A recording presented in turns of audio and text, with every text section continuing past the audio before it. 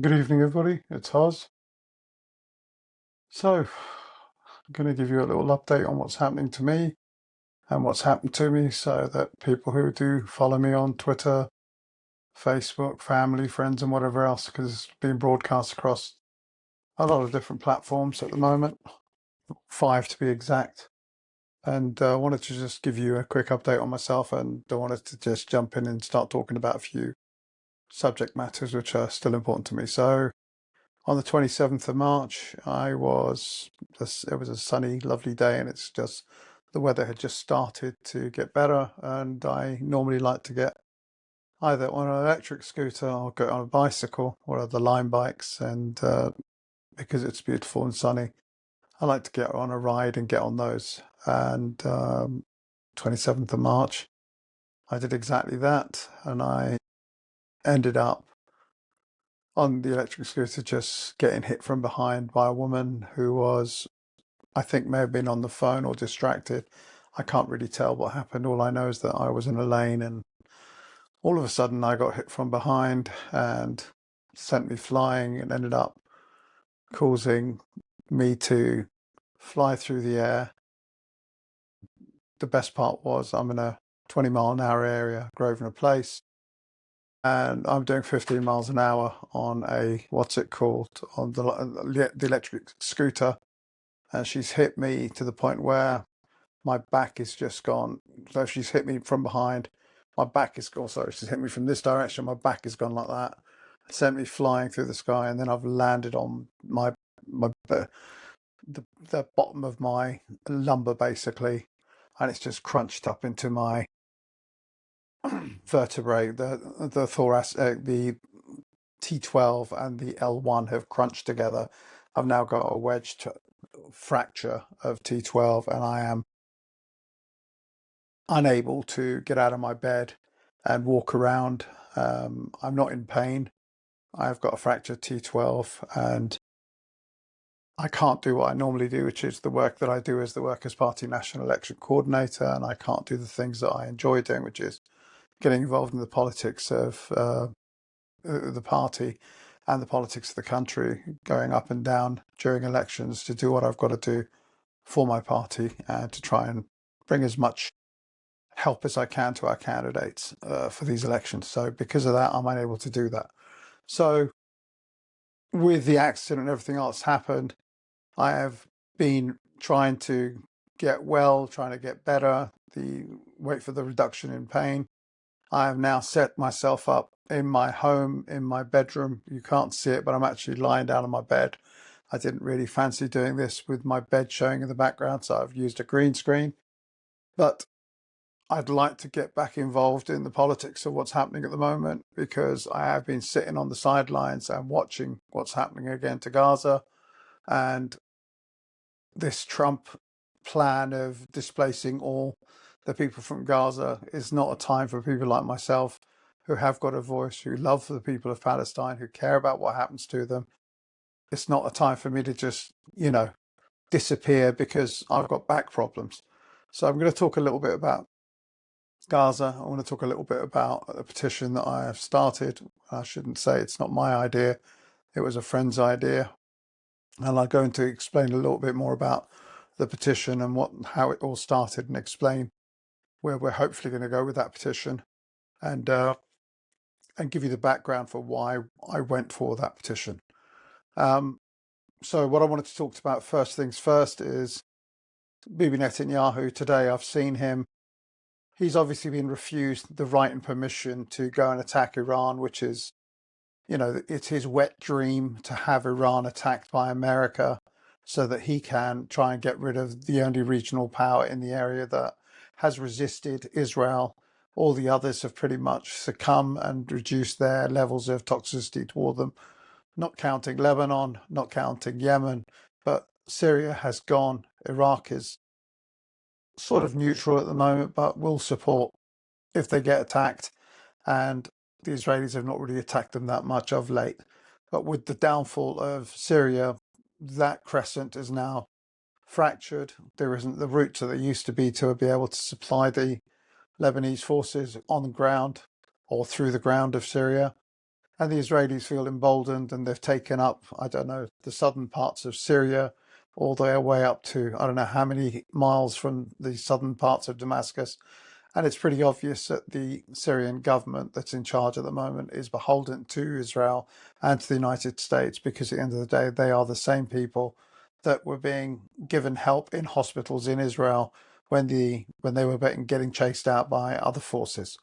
So the point of this exercise is this: Bibi Netanyahu is going to run out of time very soon.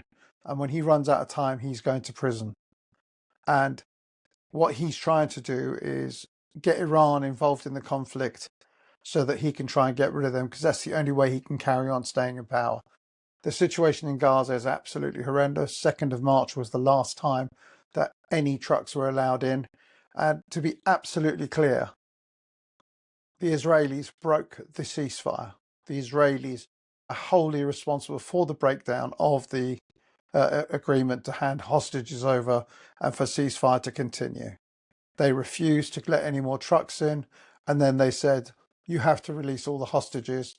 This is not what Steve Witkoff organised. This was not what Hamas agreed to. This is not what the Israelis agreed to. This is something that they decided to just go for it and say, well, you are going to have to hand over them, because if you don't hand them over, we're going to attack you. All they've ever wanted was time to get more weapons, more weaponry and everything else from America.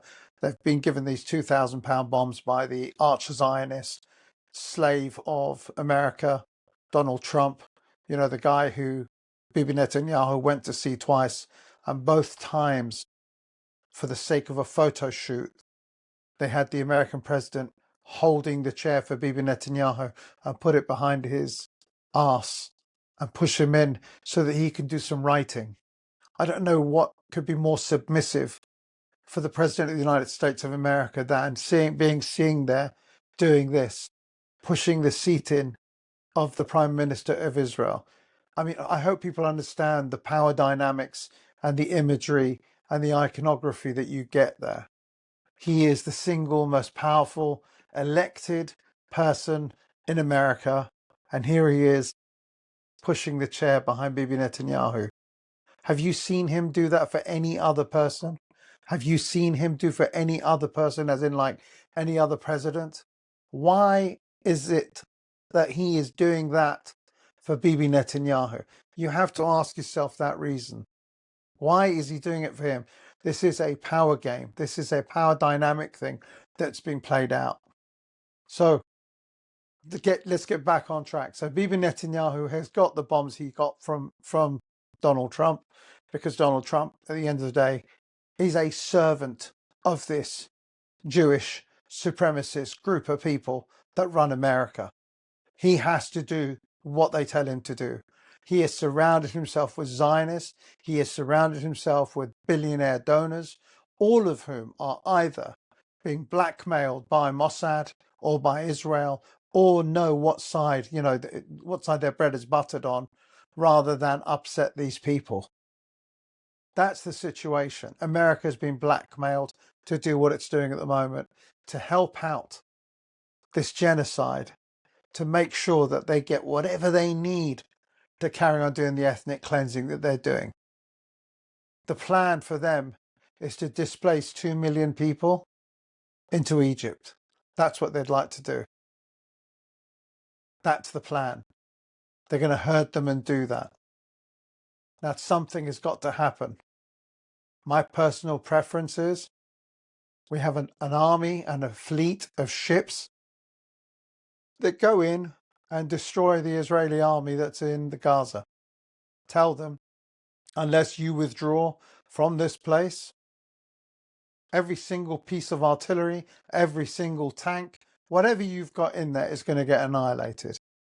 Because it's the only language that Israel understands, the language of violence.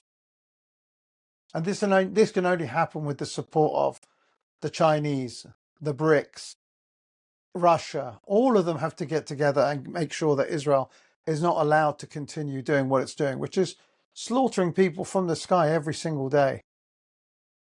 If anyone is sitting there waiting for Israel to understand the meaning of the word mercy, to understand the meaning of the word to to be, to basically stop murdering kids, stop murdering women. You're an idiot. You're an absolute moron and a fool. There is no intention for them to do anything of the sort. Their only intention is to make sure they prosecute this war, to keep the bloodlust that 85 to 90% of all Israelis have right now today, which is the total annihilation of every single living thing in Gaza. I'm not making that number up. 85% to 90% of all Israelis would not mind seeing every single Palestinian removed from Gaza and flattened and rebuilt and taken over completely by the state of Israel and push everyone out. And some people who I've seen have said if there was a button that they could press that would kill every single life in Gaza, they wouldn't hesitate. They'd just press the button and say that, well, it's done now. That's the mentality and the psychopathy of Israelis in Israel. And they're being led by someone who is just as bad. So something drastic has got to happen to stop this war on women and children in Gaza. And the only thing that can do that is force. And I think the sooner this force is put together, the better, because Israel will not stop, because nothing is going to stop them. And the reason is all Western countries are beholden to what Israel wants to do. Germany is a servant of Israel. Britain is a servant of Israel.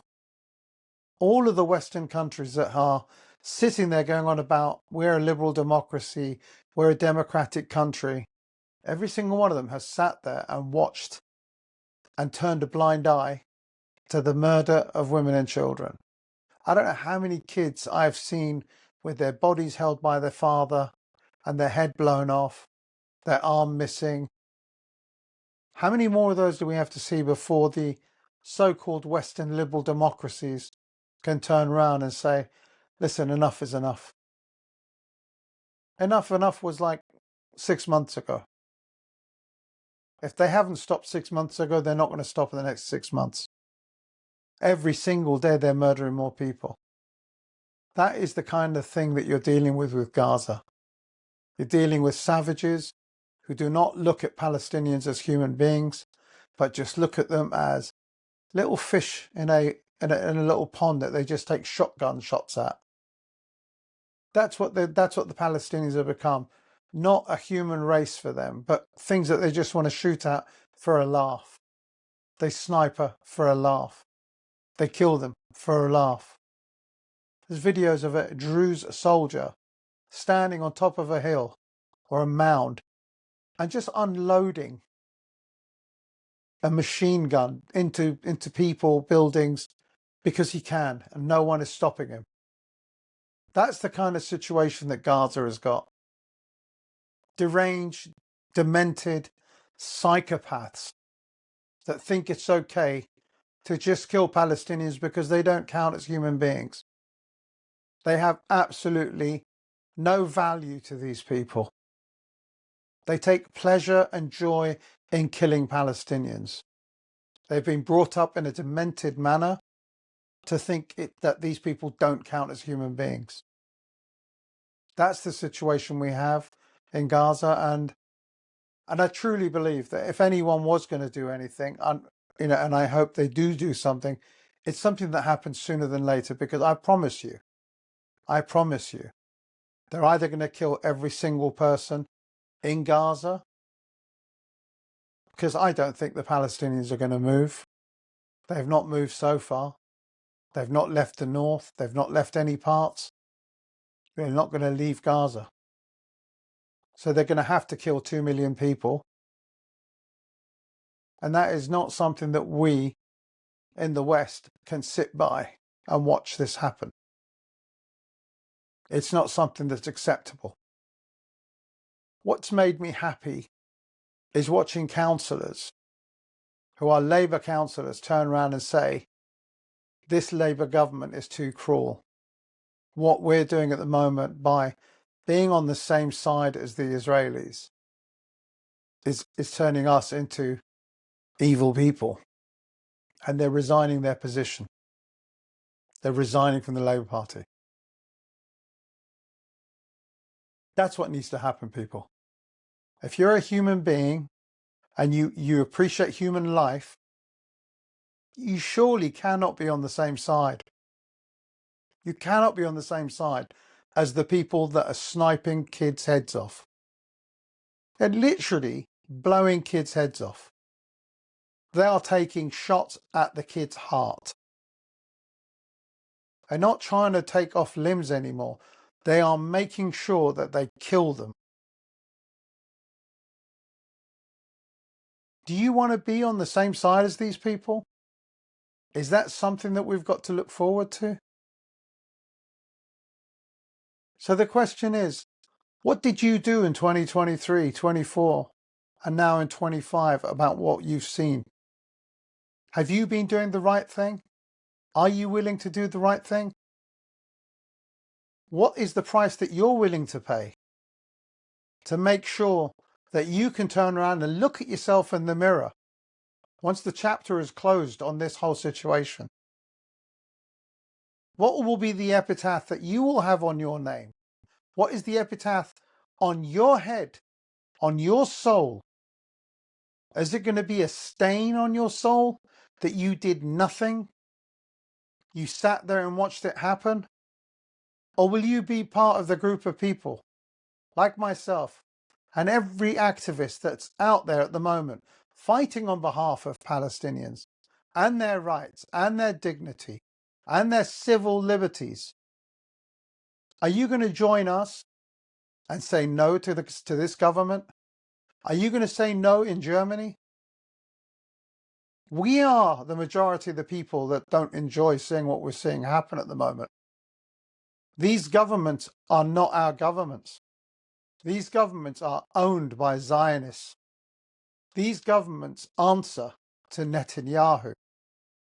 These governments answer to Jewish supremacist leaders. It's not anti-Semitic to call them Jewish supremacists, because that's exactly what they are. That's exactly what they are. That is what Norman Finkelstein calls them. That's what they call themselves in their WhatsApp groups. They get together, they contrive, they connive, they put plans together that allow them to support a genocide. They own the media. And anyone who tells you you're being anti-Semitic because you're saying that, it's obvious. There's no more hiding it. With every picture and every video that you see out there, that the media, all they do is pick up the talking points of Israel and repeat them like a parrot. All they do is parrot the points that are given to them by the IDF. That's what the BBC does. It doesn't have any journalists. It's got propagandists. And all they do is sit there and repeat whatever lie Israel says. Israel blew up 5 or 6 ambulances, killed 18 people who were there as ambulance men. They killed people who were ambulance men. The ambulances had their lights on. They drove there. Israel turned around and said it was Hamas using these weapons undercover and they were suspicious. So we stopped them and they were on an operation and they were doing X, Y, and Z. And that's why we killed them.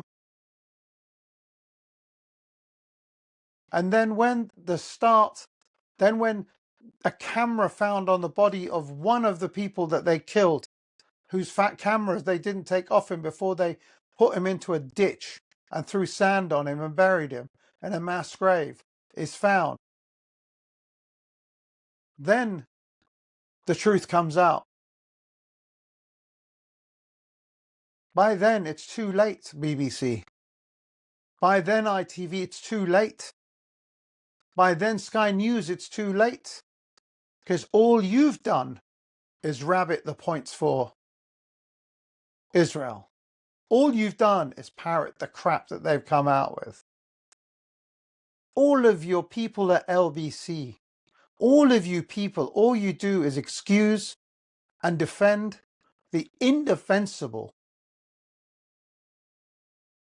What Israel has done to those ambulancemen is something that would never ever have come out had it not been that one of those Palestinian ambulancemen recorded it. There wouldn't have been a single investigation done into that ambulance thing. And no one would have believed the Palestinians, because they'd have turned around and said, oh, it's just the Palestinians coming up with bullshit. It's the Palestinians doing Pallywood. Pallywood being Palestinian and Hollywood mixed together, as in like they're making films for propaganda. The real propaganda here, people, is the BBC, the ITV, Channel 4 News, Sky TV. All of these companies that no longer have anyone watching them. Anyone that's watching these TV programs are idiots. Anyone who is not going out there to find multiple sources of information and relies just on those 4 or 5 channels, the mainstream liars, is an idiot. So what I'm trying to say to you is, it's important for people to understand where we are right now. These supremacists have got control over the media. These supremacists are all deep state players. They are people who do not want to see a change. They're happy with doing what they want to do, getting away with it, up until this conflict.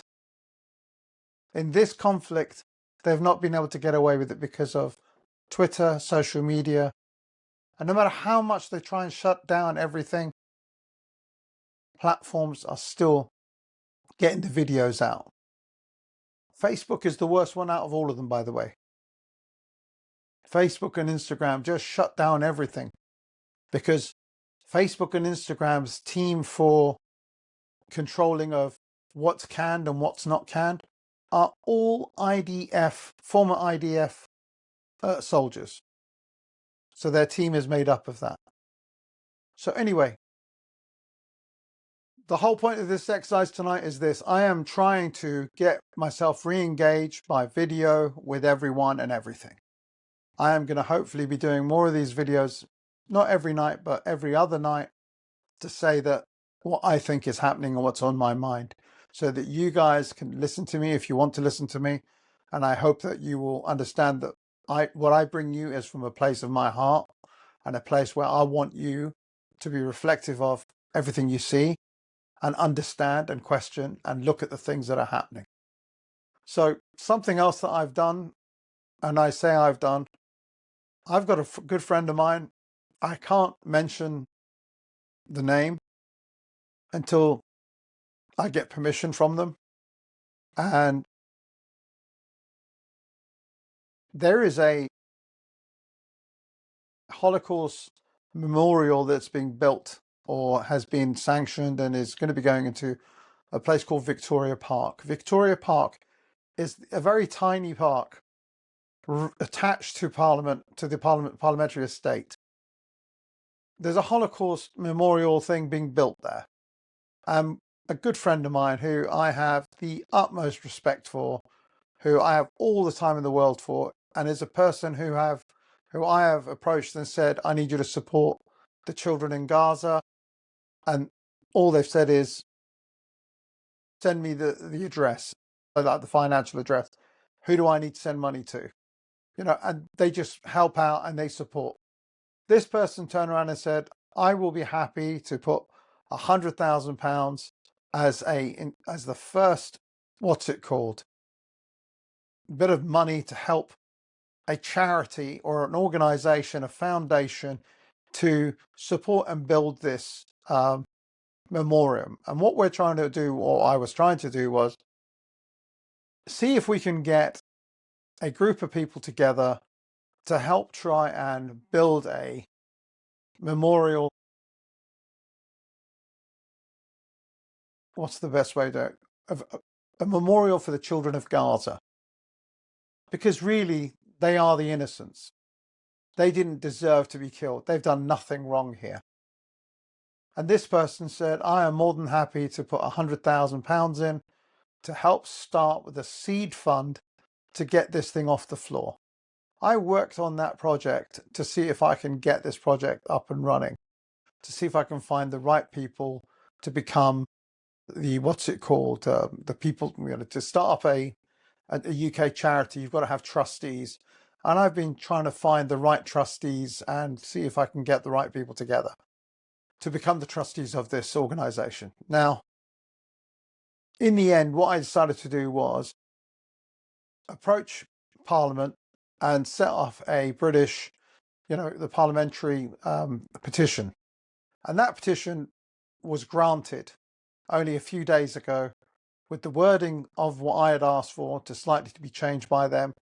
And it's now, as it is, it's live, and that petition is out there at the moment. Is to build a memoriam and ask the British government to fund it and pay for it. Because if the children of Gaza don't get something after what's happened to them now, it's a travesty. As I said, they've done nothing wrong. They are the innocents, and they need to be, memorized, or they need to have a memorial for them as well. So what I ask you to do is, I urge you to do is, if you can, please, if you look at my pinned tweet, you will see there is a pinned tweet of me in a bed giving a short 90-second video and telling you about the, what's it called, the petition. There's a link there. Please go there and find it. And also, if you can, share it with as many people as you can. And if you've got friends who are important people, who are politicians, who are advocates of Palestine, advocates of humanity, get them to share it. We need to get 100,000 votes to have this become a petition that's discussed in Parliament. And this is not a political one. This is literally a memorial for the children of Gaza. They deserve this. So if you can, help out with that. And I hope that one day I'll be able to tell you who the person is who came up with the idea of it. I'm the person that's the instrument of carrying it out. I just want to say that it wasn't my idea to do this. This was the idea of a good friend of mine. And I am more than happy to help in any way that I can and be the front for it and be the front end of it for them. And I just want this to happen because nothing would give me greater pleasure than to see a memorial in Victoria Park at the Houses of Parliament to help basically put the children of Gaza in a place where they deserve to be, at the heart of London, because they've done nothing wrong here. Nothing at all. So those are the two things I wanted to talk about. I'm not going to go into any more politics. I'm just going to leave it as that. And what I'm going to do is I'm going to bring it to a close. And forgive me that if I'm lying down, it's because I'm basically in my bed and I've set everything up so that I can talk to you like this as best as I can. So don't think I'm reclining because of any other reason other than the fact that I have to lie down like this. Otherwise, my back is in absolute agony and I have to stay in this position for the whole period of, 8 to 10 weeks to allow my bones to reset and become strong again, allow the ligaments and the muscle to get back behind the fracture and pull it back together. So with all of that said, I'm very grateful to those of you who have stayed long enough to watch this all the way through. And I urge you all to remember my message of what are you going to do for Gaza now? And what are you going to do when it comes to your government in your country? And what can you do to change the narrative in your country? And how can we hold our politicians to account for their lack of moral compass, for their lack of backbone, for their lack of movement? Yeah, there is like an inertia that's just not pushing these people fast enough. We have to move them to do the right thing. And that's what is the final thing, the last part of my message. Please, let's do whatever you can to help the situation in Gaza. Thank you very much.